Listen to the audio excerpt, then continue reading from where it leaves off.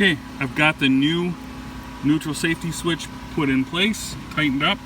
I put a new sealing washer on there. We're just gonna pop this back on and get the, there we go. That's for the backup. This one is for the backup light, and this one tells it it's in drive. So we're gonna go ahead and try it now. And we've got a neutral light and fired right up. So hopefully this is set now.